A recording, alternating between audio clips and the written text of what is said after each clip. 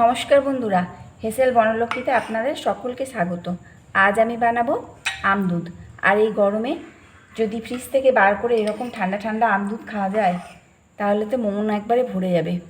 আর খেয়ে দেখবেন, খেয়ে অবশ্যই বলবেন যে অল্পতে স্বাদ মেটে না।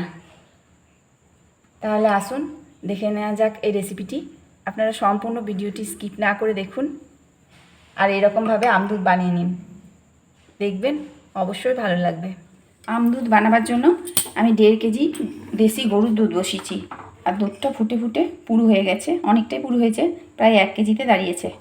এখনও এটাকে আমি ফুটিয়ে পুরু করব। ততক্ষণ আমি আমগুলো কেটে নিচ্ছি। আর দুধটা মাঝে মাঝে এভাবে নেড়ে দিচ্ছি যাতে তলায় ধরে না যায়। আঁচটা মিডিয়ামে রেখেছি। এখানে আমি নিয়েছি 10 পিস আম্রপালি পাকা আম। এটা আমাদের গাছের আম, তবে আপনারা যে কোনো আম ইউজ করতে পারেন, তবে আম অবশ্যই মিষ্টি হতে হবে।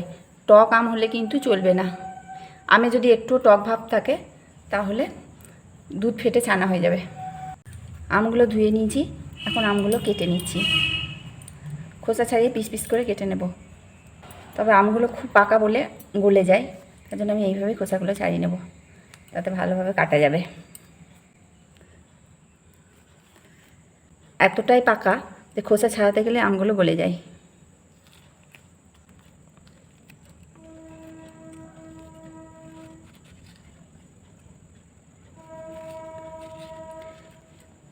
এই আমের সময় এইভাবে আমদুধ করে দেখুন, খেতে খুব ভালো লাগবে।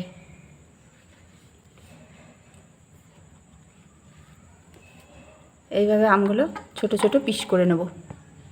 আমগুলো সব ছোট ছোট পিস করে কেটে নিলাম। দুধটা ফুটিয়ে ফুটিয়ে কমিয়ে নিলাম। 1.5 কেজি দুধ প্রায় 300 থেকে 400তে দাঁড়িয়েছে। এক ভর্তি দুধ ছিল, কমে এতটুকু হয়ে গেল। এতে আমি আর চিনি দেব না, কারণ এই গাছের আম খুব মিষ্টি। এখন আঁচটাকে সম্পূর্ণ বাড়িয়ে দিলাম। এই আমগুলো এবার এর মধ্যে দিয়ে দেব। এই আম এত মিষ্টি যে চিনি দিলে আর খেতে ভালো লাগবে না, তাই চিনি দিলাম না। তবে আপনারা আমের মিষ্টি বুঝে চিনিটা দেবেন। আর আমে যদি একটুও টক ভাব থাকে তাহলে কিন্তু আমদুধ করবেন না, তাহলে ফেটে যাবেই। এখন ফুল আছে, এটা ফুটিয়ে নিতে হবে। এইভাবে আমদুধ করে আপনারা খেয়ে দেখুন, খুব ভালো লাগবে। আর ভালো লাগলে লাইক, শেয়ার, কমেন্ট করুন। আর প্লিজ চ্যানেলটিকে সাবস্ক্রাইব করুন। আর পাশে থাকা বেল আইকন অবশ্যই প্রেস করুন, যাতে আমার নতুন নতুন ভিডিও আপনাদের কাছে আগে পৌঁছায়। এখন কিন্তু গ্যাসটা আর কমিয়ে রাখবো না, গ্যাসটা সম্পূর্ণ বাড়ানো আছে এবং শুধু ফুটে যাওয়ার অপেক্ষা করতে হবে।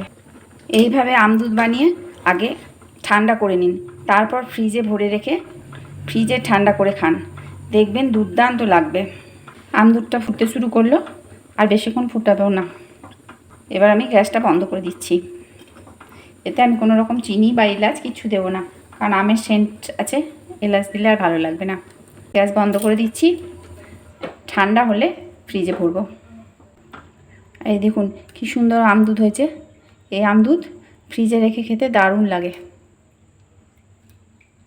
সমস্ত ভিডিওটি দেখার জন্য হেসেল বনলক্ষ্মীর তরফ থেকে অসংখ্য ধন্যবাদ।